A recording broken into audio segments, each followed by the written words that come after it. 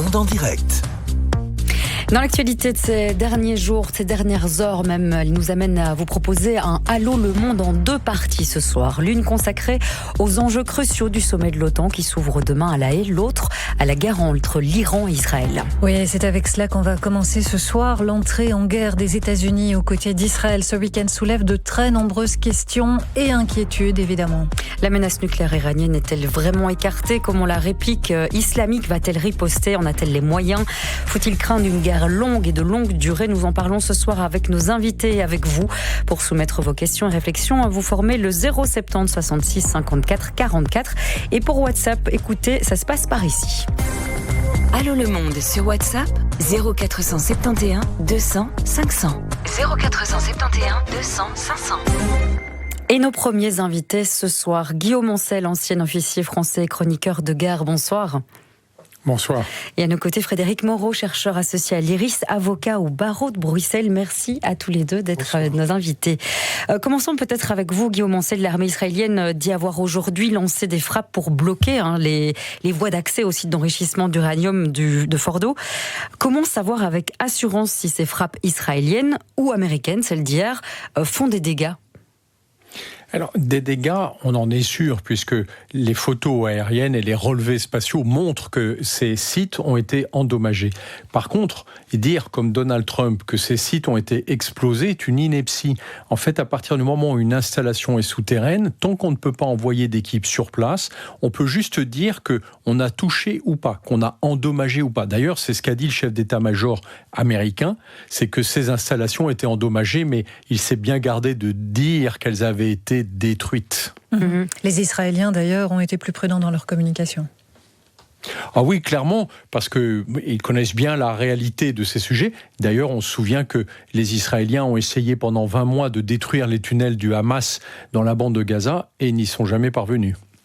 Est-ce qu'on peut dire qu'on se dirige vers la fin de ce programme nucléaire iranien? Frédéric Moreau, c'est à vous que je pose la question. Ah non, ça je crois qu'il est bien trop tôt pour le dire, personne n'en sait rien.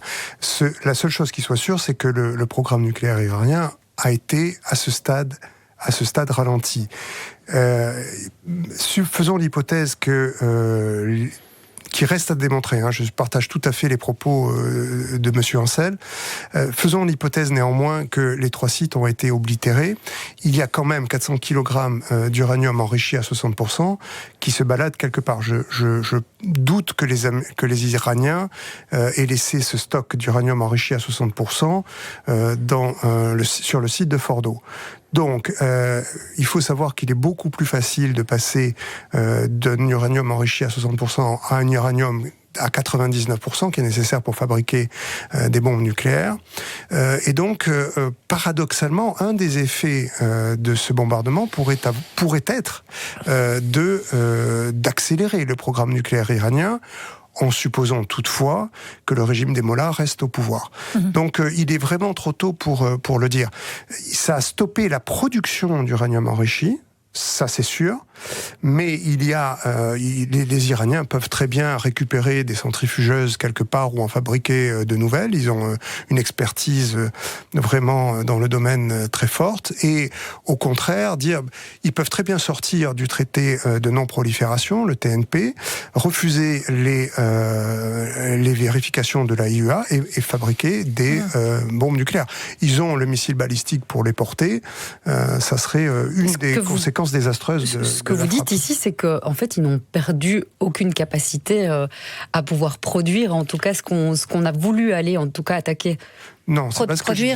Non, produire, cette capacité est apparemment quand même touchée, mais l'uranium est toujours là. La capacité à partir de zéro, c'est-à-dire de l'uranium extrait des mines d'uranium, à arriver à un uranium de qualité à 60%, elle est complètement endommagée. C'est-à-dire que pour le futur, il faudra qu'ils reconstruisent complètement, et ça va leur prendre plusieurs années. Guillaume Ancel, est-ce que vous pensez aussi qu'en fait, ça pourrait avoir un effet contre-productif, ces frappes, comme l'expliquait à présent Frédéric Moreau, qu'en fait ça pourrait relancer, durcir la politique nucléaire iranienne?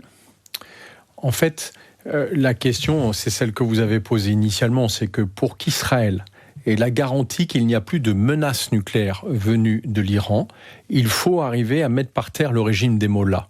Sinon, ils n'auront jamais cette assurance. Pourquoi ? Parce que, comme l'a rappelé Frédéric, il y a d'abord une partie de l'uranium enrichi qui, manifestement, a été sortie des sites d'enrichissement. Donc, quelqu'un va essayer de l'utiliser.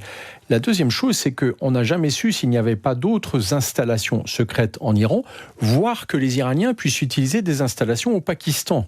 Et donc, le fait qu'à un moment, ils essayent d'avoir une arme nucléaire, alors que je rappelle que l'Iran est derrière l'attentat du 7 octobre du Hamas contre Israël et que l'Iran a toujours affiché sa volonté de détruire Israël.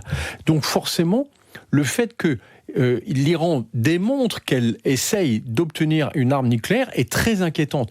Et je voudrais rajouter une chose qui est souvent oubliée, c'est que c'est moins la menace d'un missile nucléaire qu'une bombe atomique, je vais dire, assez primaire. Pourquoi ? Parce que si l'Iran se dotait demain d'armes nucléaires sophistiquées, c'est-à-dire des missiles balistiques avec une arme miniaturisée à l'intérieur, c'est impossible pour eux de tirer sur Israël, qui dispose d'une trentaine d'armes nucléaires, parce que là, on rentre dans le jeu de la dissuasion nucléaire. Faire ça, c'est suicider. Or, je rappelle que l'Iran est juste 10 fois plus peuplé que Israël, ça n'aurait aucun sens. Mais par contre, remettre une bombe nucléaire relativement primitive, donc lourde, compliquée à trimballer, mais qui serait tout simplement bougée dans un conteneur de marchandises et remise à une organisation terroriste dont l'Iran a fait prospérer le nombre ces dernières années, qui serait déposée sur le sol israélien, et là, il n'y a aucun effet dissuasif du fait qu'Israël dispose d'armes nucléaires, et ce serait un drame absolu. C'est pour ça d'ailleurs qu'Israël a voulu intervenir rapidement, parce qu'il ne voulait pas attendre, et je pense qu'ils avaient bien raison, que l'Iran affiche qu'elle était capable de construire cette bombe, et pas qu'elle acquiert une capacité nucléaire très technologique, mais finalement impossible à utiliser dans ce contexte. Et ça va rejoindre justement ce que vous dites, Guillaume Ancel. Nous avons un auditeur qui nous pose une question, je crois que c'est Christophe Detterbeek. Oui, bonjour. Bonjour, posez-nous votre question, je vous en prie. Oui, voilà, donc moi je me posais la question, sachant qu'Israël dispose d'un arsenal nucléaire, peut-on être certain dans les circonstances actuelles, notamment au niveau politique israélien et la course vers l'avant, qu'Israël n'utilisera pas son arsenal nucléaire ? Merci Christophe pour votre demande. Et on va laisser nos invités répondre. Frédéric Moreau d'abord. Je pense que la possession par Israël de l'arme nucléaire est exclusivement dans un but défensif, c'est-à-dire c'est un but de sanctuarisation, comme les autres puissances nucléaires. Je mets de côté le cas russe qui est vraiment un changement de la grammaire nucléaire, mais jusqu'à présent la dissuasion nucléaire c'est une arme, ce qu'on appelle une arme de non-emploi, c'est-à-dire la grammaire est assez facile, si tu m'attaques je te vaporise. Donc je ne vois pas dans les circonstances présentes aucune raison qui justifierait l'utilisation de l'arsenal nucléaire israélien contre l'Iran. Donc voilà.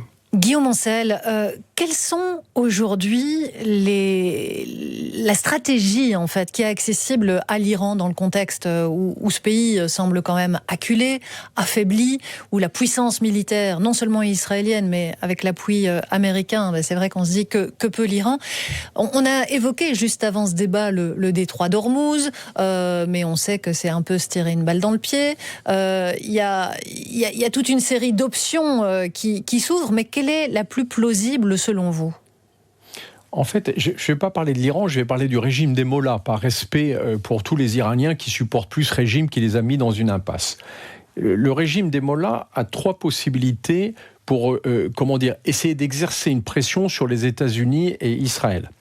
La première, qu'a ouverte d'ailleurs Donald Trump en venant bombarder directement l'Iran, c'est de s'en prendre à des installations militaires ou à des intérêts civils qui sont dans la région ou d'ailleurs partout dans le monde. C'est-à-dire en fait d'aller commettre des attentats ou de tirer des missiles contre des bases américaines en Irak par exemple ou dans les pays arabes qui sont à portée pour l'Iran. Bien sûr, les États-Unis et Israël s'y sont préparés, mais la capacité balistique des Iraniens a été très entamée par les attaques israéliennes. La seule chose, c'est qu'on n'aura jamais la garantie que cette capacité est totalement détruite. Pourquoi ? Parce que l'Iran a bien sûr préservé certains lanceurs et certains missiles à l'est du pays, là où les Israéliens ont pour l'instant peu bombardé et pas détruit les systèmes de défense solaire. Leur deuxième possibilité, c'est celle que vous avez évoquée, c'est de bloquer le détroit d'Ormuz. Mais ça correspond en gros à un étouffement de soi-même, puisqu'ils ont besoin de ces revenus financiers et que le principal pays qui en souffrirait, c'est la Chine. Donc je ne vois pas bien l'intérêt de faire ça, mais ça ne veut pas dire qu'ils ne le feraient pas dans une espèce de fuite en avant au moment où ils se sentiraient coincés. Puis la troisième possibilité, qui est beaucoup plus ennuyeuse, c'est vraiment des attentats les plus lâches, c'est-à-dire contre des personnes qui sont sans défense à travers le monde.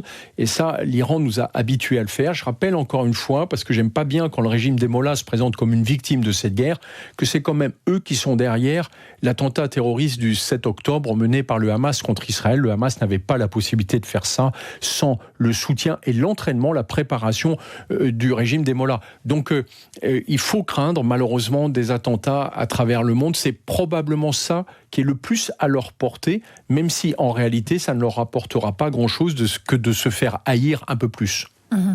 J'aimerais qu'on termine cette première partie de débat avec un décryptage du choix américain. C'est vrai que Donald Trump, depuis quelques jours, on voit que c'est la direction qu'il prend. On n'est donc pas surpris. En revanche, si on écoute son positionnement, que ce soit pendant sa campagne ou avant, là on se dit il y a quand même quelque chose qui est moyennement cohérent. Frédéric Moreau, quelqu'un qui disait il y a quelques années qu'il fallait plus intervenir nulle part, qui a durement critiqué notamment Barack Obama sur l'Iran. Comment est-ce que vous interprétez aujourd'hui le choix américain et ce choix qui a été fait ? Il y a plusieurs facteurs. Je crois que le facteur déterminant, sinon dans le choix de bombarder, vraiment dans le choix de bombarder, à mon avis, j'imagine que ça a dû se passer comme ça, c'est que il y a des images satellites qui montrent depuis plusieurs jours que des camions entraient et sortaient de Fordo, et voilà, des dizaines et des dizaines de camions. Donc on imagine assez bien Benjamin Netanyahou dire à Donald Trump il faut frapper maintenant, parce qu'ils sont en train de sortir les stocks d'uranium de Fordo. Ce qui expliquerait que le président Trump ait rompu sa promesse, parce qu'il avait dit je prendrai ma décision dans 15 jours, je vais attendre 15 jours avant de prendre ma décision, et puis au bout de 2 jours il bombarde. Donc il y a une précipitation là dont on imagine qu'elle trouve sa source dans la relation israélo-américaine. Après, pour être tout à fait honnête, Donald Trump avait quand même dit que dans sa campagne qu'il ne laisserait pas l'Iran avoir l'arme nucléaire. Et puis le troisième élément, c'est que Donald Trump aime faire parler de lui, aime prendre des décisions extrêmes, aime montrer qu'il est imprévisible, que seul lui est le maître là pour le coup, le maître des horloges, et voilà. Donc Guillaume Ancel, sur ce même aspect, Donald Trump, il s'est fait piéger par Israël d'une certaine manière, selon vous, dans... Non, pas du tout. Pardon, il faut avoir aucune illusion sur le fait que Israël n'avait absolument pas la possibilité de lancer cette guerre sans le feu vert des États-Unis. Je vais le démontrer simplement. Toutes les munitions sont américaines. Elles ont été livrées dans les semaines qui précédaient l'opération. Donc, si les Américains avaient dit non, c'était non. Le renseignement est américain, en particulier pour donner l'alerte aux Israéliens de quand les Iraniens tirent un missile contre eux. Cette alerte est très précieuse, parce que sinon, la population israélienne serait durement éprouvée. Je rappelle que le dôme de fer, dont on a fait beaucoup trop de publicité, n'a jamais été un bouclier étanche. C'est un parapluie troué qui a le mérite d'exister, surtout si on compare à l'Iran qui n'a absolument rien fait pour protéger sa population. Mais aujourd'hui, la population israélienne est relativement bien protégée, notamment grâce aux alertes et aux interceptions américaines. Et puis par ailleurs, le renseignement américain et surtout les satellites américains sont indispensables pour la conduite de ces opérations. Par conséquent, c'est bien les États-Unis qui étaient le soutien absolu de cette opération contre Israël, donc contre l'Iran, menée par Israël. Non, Netanyahou n'a jamais, obligé ou piégé Donald Trump. Simplement, Donald Trump, dans un premier temps, voulait apparaître comme n'étant pas impliqué directement, probablement pour la raison que vous avez évoquée, à cause de son électorat. Il ne tenait pas à leur dire, écoutez, moi je vous ai promis que je ne lancerai pas de guerre, mais en fait je vais participer à une petite guerre. Pourquoi est-ce que d'un seul coup, il décide de bombarder. Attention, c'est, comme l'a dit Donald Trump dans cette expression qui n'a aucun sens, c'est une frappe massive chirurgicale. C'est-à-dire qu'il est intervenu très ponctuellement, mais très brutalement, à la Donald Trump. Donc on voit bien que les États-Unis ne sont pas dans une logique de « je vais m'inscrire dans la guerre, je vais faire débarquer des hommes en Iran et puis on va faire la guerre comme en Irak, par exemple, contre Saddam Hussein ». Mais par contre, très clairement, c'est un acte de guerre. Enfin, quand on envoie des dizaines de tonnes de bombes contre un pays qui n'est pas en guerre, ça s'appelle faire un acte de guerre. Donc, finalement, Trump fait la guerre à l'Iran tout en essayant de montrer que c'est ponctuellement, voilà, c'est un peu dans son esprit imprévisible, c'est un peu compliqué à saisir et je pense que même lui ne saisit pas totalement sa logique. Merci beaucoup Guillaume Ancel, merci Frédéric Moreau pour cette première analyse dans cette première partie de Allô le Monde. Restez avec nous, on parle tout de suite de la défense et de l'OTAN.